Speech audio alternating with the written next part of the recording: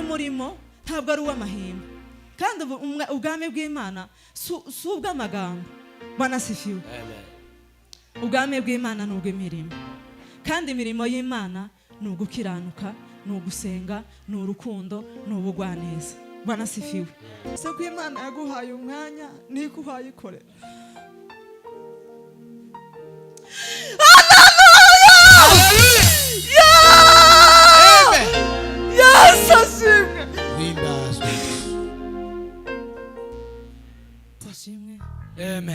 Turashima Imana kuko Imana yaturenze twese tukaba tugejeje uyu munsi. Imana yo mu ijuru ishimwe.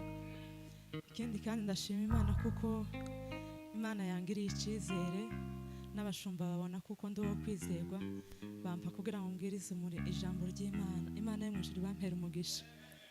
Ndashima Imana kuko duteranya abangana gutya si ibisanzwe. Hari igihe utekereza guterana ariko ntibikunde, ariko ndashima Imana kuko mwese mwaje kugira ngo tugabane ibyiza by'Imana. Imana ibaha umugisha. Njire mu ijambo, Papa Divine adusomera Abaefeso 6:10 ageze ku murongo wa 11.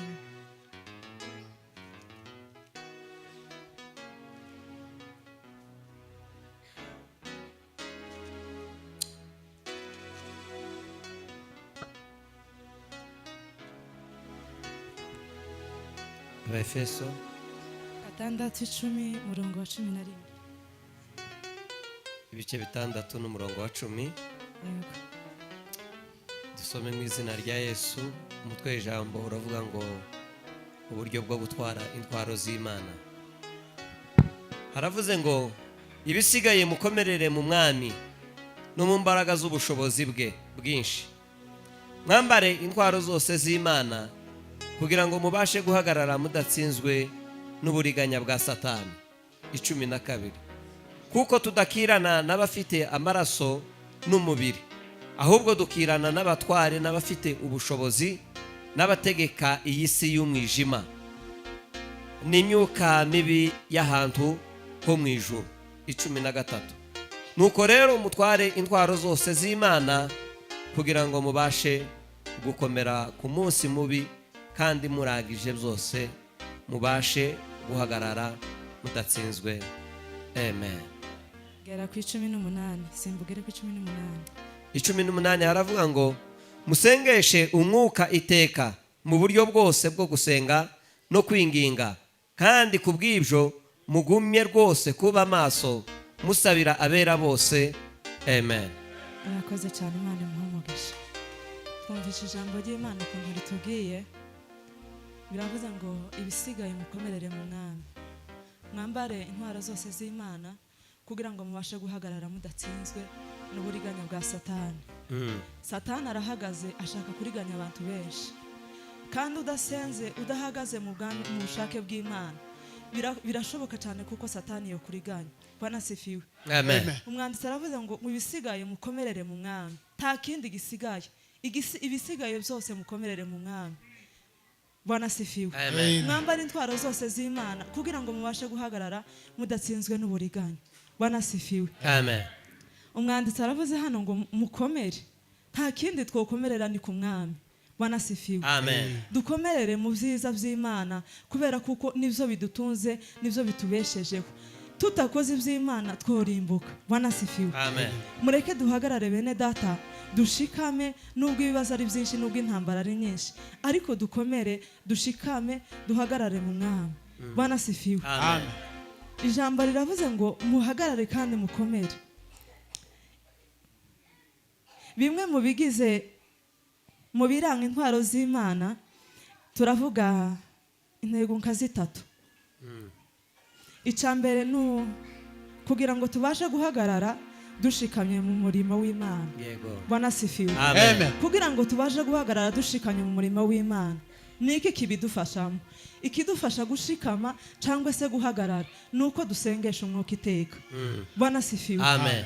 iyo dusenze buri gihe tugasengesha umwuka iteka birashoboka kuko twoshikama kandi tukagera ku by'Imana ishaka. Bwana sifiwe. Amen. Duhagarare dushikame kugira ngo tuzabone ubwami bw'Imana.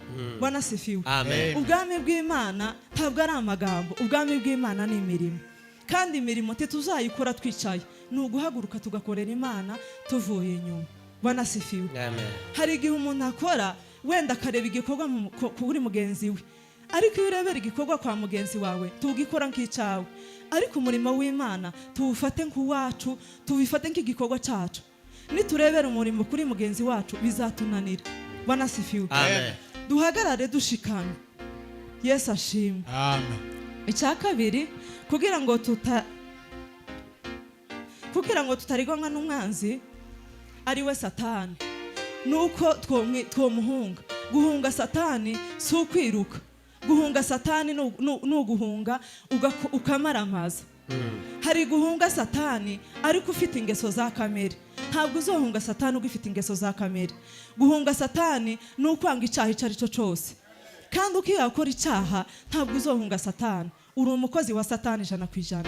Bwana sifiwe. Duhunge Satani. Yosefu yarahunze, ariruka arahunga, asiga imyambaro ye arahunga. Guhunga Satani tituzayihunga dugifite kamere, tituzayihunga dufite inzangano, tituzayihunga dufite kamere. Dukange Satani n'imirimo ye yose. Bwana sifiwe. Amen. Muri iki gihe hari igihe wisunga inshuti itari nziza, kandi Satani ntabwo azoza ngo tuyibone n'amaso gutya yinjiye mu ikanisa. Izaza ari mugenzi wawe. Nutamenya uko urireba mugenzi wawe cyangwa se wirinda mu migenzereze ye cyangwa se mu zakuru, uzoshwa kuko Satani arahangaha yarahagaze. Bwana sifiwe. Amen. Satani ntagira umwanya n'umwe wo kwicara. Buri gihe arahaguruka kandi nta wundi ahashaka. N'ubugingo bwawe ahashaka kuriganya. Bwana sifiwe. Amen. Mureke bene data, muri iki gihe icyo Imana yaduhaye, ikibisanyo cyiza twahawe n'Imana, tukirindisha umwuka iteka. Bwana sifiwe. Hari igihe Yesu aguha impano ukayifata nk'ibisanzwe, ukaza ugasirimba ukabona ni ibisanzwe, ugasenga ukumva ni ibisanzwe, ukaririmba ukumva ni ibisanzwe, ariko utabishize mu isengesho byose urashobora kubireka kandi ukabinanirwa. Satani akagusingira. Satani azaririmba, azasenga, akora buri kimwe cyose. Bwana sifiwe. Ariko kwanga Satani ni ukwanga imirimo ye yose. Bwana sifiwe. Twange Satani, twange n'imirimo ye. Bwana sifiwe. Tugifite urugambo, tugifite gusebanya, tukibona mugenzi wacu tukamwita ukundi kuntu, ntabwo tuzogera mu bwami bw'Imana. Ubwami bw'Imana buraharanirwa kandi intwarane zibugisha mu imbaraga. Bwana sifiwe. Ntabwo ari intwari gusa, ni intwarane zibugisha mu imbaraga. Bene data, muri uyu murimo udusaba imbaraga, udusaba gukora mu mwuka no mu kuri. Umuhagarikiza aravuze ngo abayoborwa n'umwuka w'Imana nibo bana b'Imana. Bwana sifiwe. Abayoborwa n'umwuka bose ni abana b'Imana. Naho umuyoborwa na kamere ntabwo azitwa umwana w'Imana. Bwana sifiwe. Tuyoborwe n'umwuka bene data kugira ngo Imana ibashe kutwishimira. Yego. Gusenga k'umukiranutsi kugira umumaro iyo asenganye umwete. Bwana sifiwe. Hari gusenga witotomba uhabona udashishikaye, ariko gusenga k'umukiranutsi kugira umumaro igihe n'igihe. Hari igihe usenga ukibwira kuko wenda wasenze buke, ariko nta sengesho rito ribaho. Bwana sifiwe. Dusengesha umwuka iteka mu buryo bwose bwo gusenga. Umwanditsi yaravuze ngo ikibi cye kubanesha, ahubwo munesheshe ikibi cyiza. Yego. Bwana sifiwe. Amen. Hari igihe umuntu agukorera ikintu kibi ukifuza kuko we wamukorera ibirenze ibyo yakoze, ariko mureke ikibi cye kutunesha. Umuntu nakugirira nabi uzororosa urukundo, uzororosa ubugwaneza, uzororosa isengesho.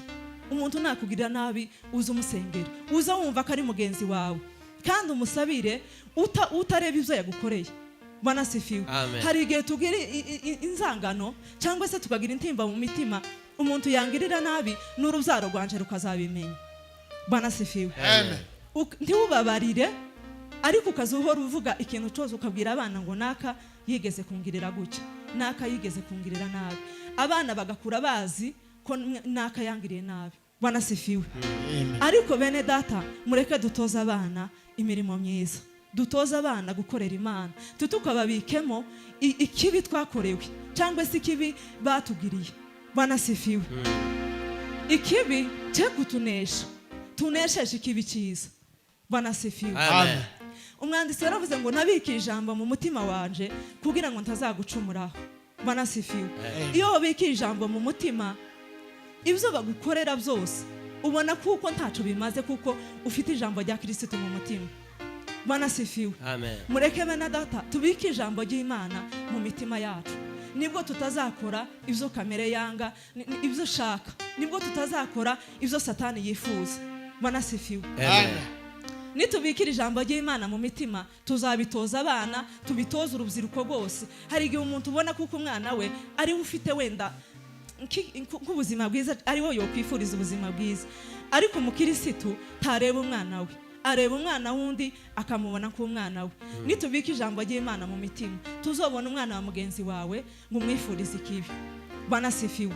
Nunamusanga hakora ikibi uzihutira kumukosora kubera kuko ufite ijambo ry'Imana mu mutima. Banasifiwe. Amen. Bene data mureke dukunda Imana, dukorera Imana mu kuri no mu mwuka. Abayoborwa n'umwuka nibo bana b'Imana. Banasifiwe. Hari igihe wenda wokora ibintu ukavuga ngo wenda ejo zirega, none zirega, ariko ntuzi igihe usigaje. Tuzi twese imyaka tumaze n'amezi abana bamaze, ariko ntituzi igihe dusigaje n'abana ico basigaje. Banasifiwe. Mureke bene data igihe dusigaje caba kinini caba gito dukorera Imana, dukorera Imana tuvuye inyuma, titurebera mu murimo kuri mwene data Karinda cyangwa se Muhasha. Dukorera Imana kaba habasha mu ijuru, dukorera Imana kaba zapfejo. Witeguye kuko uzopfa ejo ntabwo wokora icyaha, ntabwo ukifuriza mugenzi wawe icyaha, wokwihutira n'uwogiriye nabi ukihutiraho kugira ngo ukiranure. Banasifiwe. Amen. Mureke bene data twicare twiteguye. Ijambo ry'Imana ryaravuze ngo kuko Imana yakunze abari mu isi byatumye itanga umwana wayo w'ikinege kugira ngo acungure njewe nawe, ariko ntitureba ko yaducunguye, turi mu gukomeza kumusubiza ku musaraba. Banasifiwe. Amen. Tureke gusubiza Yesu ku musaraba, duhindukire tumashije, duhindukire tudafite amahembe. Banasifiwe. Amen. Uyu murimo ntabwo ari uw'amahembe, kandi ubwami bw'Imana si ubw'amagambo. Banasifiwe. Amen. Ubwami bw'Imana ni ubw'imirimo, kandi imirimo y'Imana ni ugukiranuka, ni ugusenga, ni urukundo, ni ubugwaneza. Banasifiwe. Mureke bene data dukorera Imana. Iki gihe turimo ni icyo gukorera Imana. Iki gihe dusigaje ni igihe turindijwe kugira ngo dukorere Imana. Hari igihe wovuga ngo ejo ariko ntibikunde. Banasifiwe. Amen. Imana yaratwitangiye, iva ku musaraba, iva mu ijuru, isuga ubwiza, isiga abamarayika bari gucuranga, ariko abona kuko nje nawe ari twe dukwiriye gucungurwa, ariko ntitubiha agaciro tukabona kuko twakomeza kumusubiza ku musaraba. Banasifiwe. Amen. Hari igihe kizaturengana ubuntu bw'Imana bukarangira, ubwami bw'Imana buri hafi kuza, Yesu ari hafi kuza. Bene data mureke dukorera Imana tutajarajara. Banasifiwe. Iki kibuga turimo harimo abandi benshi bagikiniyemo, hari intwari nyinshi zagikiniyemo, rero tureke kugikiniramo nabi. Banasifiwe. Intwari z'Imana zagikiniyemo zigwana urugamba ziratsinda. Ntabwo uzohagarara iruhande rwa Yosefu, uhagarare iruhande rw'abantu intwari zose b'Aburahamu batanze abana babo. Banasifiwe. Ndibaza ko muri aba bantu bose ntawe Imana yobwira ngo mpeze umwana uje kumuntambira ngo akunde, sinzi ko byokunda, ariko Aburahamu we yabonye umwana kandi yamubonye muri zabukuru, ariko aravuga ngo reka mutambe kubwo kumenya Imana. Banasifiwe. Amen. Tuzatwigoma byinshi kubera ko twamenye Imana. Iyo tutamenye Imana tuba twiyandavuza hano nk'abandi bose, tuba tugenda nk'abandi, tuba twiyarara nk'abandi, ariko igituma tudakora nk'abandi, tutagenda nk'abandi, nuko twabikiye ijambo mu mitima. Banasifiwe. Amina. Tugende neza muri iki kibuga. Umunini byararimbye ngo nta rungu ryawe nuramuka wicecekeye, nta rungu ryawe rizaba mu ijuru, kubera ko harimo ibihume by'Imana byahumiye iyi si. Witware neza, witware nabi, ijuru ry'Imana ririmo intwaro zikomeye. Muharanire bene data kugira ngo tuzobane ubwami bw'Imana. Muharanire kugira ngo tuzobone ibyo Imana ishaka. Kandi ijambo ry'Imana riravuga ngo nabashiriye inzira zibiri imbere yanyu kugira ngo mwihitiremo, mugenzi wawe ntazaguhitiramo. Twojana mu nzira tugakora ibikorwa byose, ariko ntitujane mu ijuru.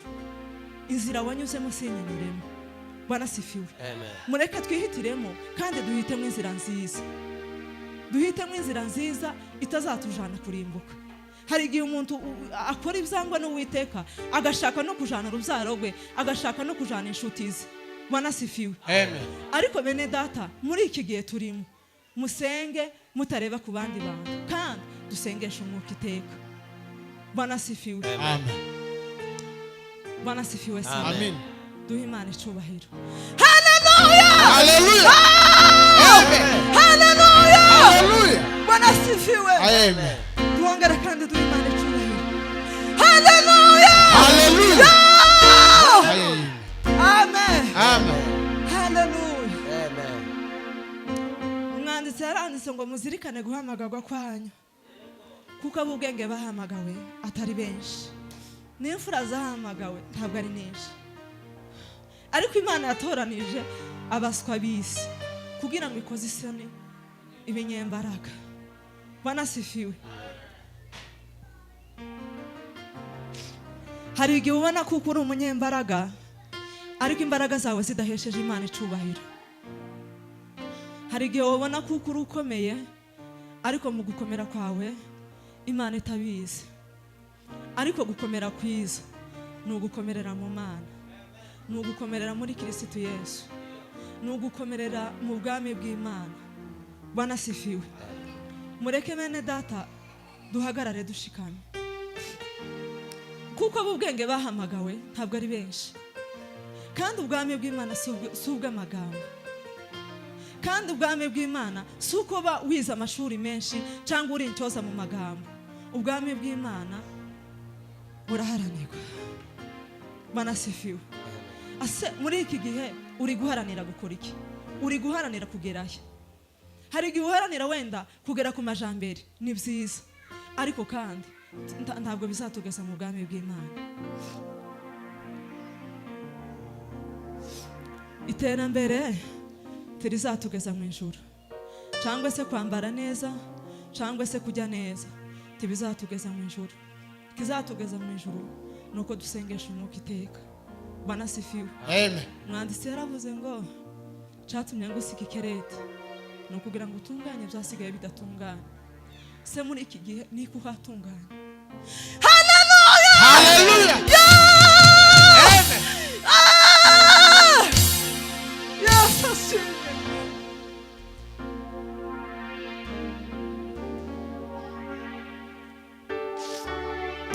Ni kuhatunganya muri iki gihe turimo cyanyuma. Hari uwo tunganya imirimo y'ibisanzwe, hari uwo tunganya ibindi bikorwa bisanzwe, ariko dutunganya umurimo w'Imana. Bwana sifiwe. Amen. Hallelujah. Hallelujah. Amen.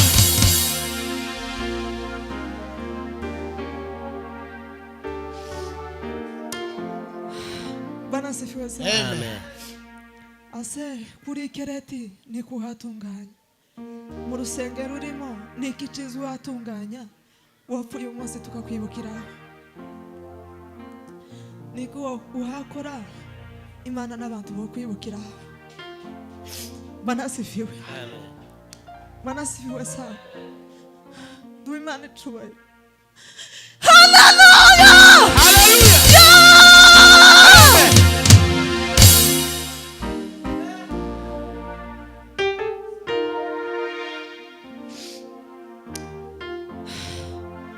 Utunganye inzira zawe, ibyo ukora ubikora ubitunganyije, ubikore wiyeze, kuko umunsi n'umunsi Yesu yo guhamagara.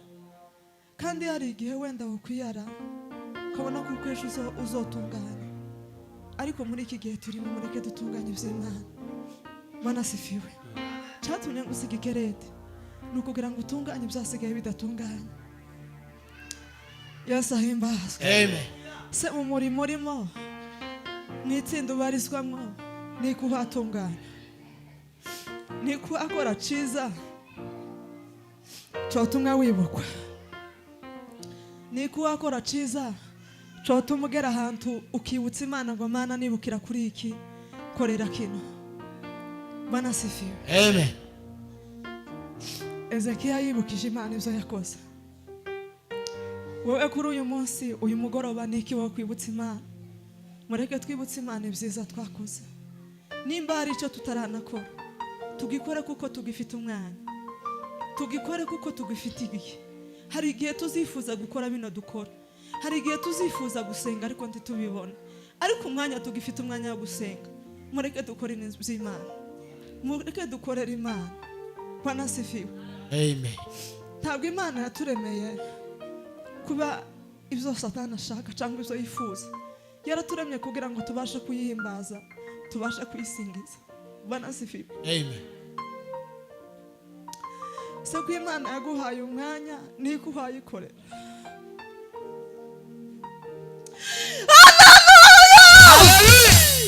Amen. Yes, ashimwe. Himbazwe.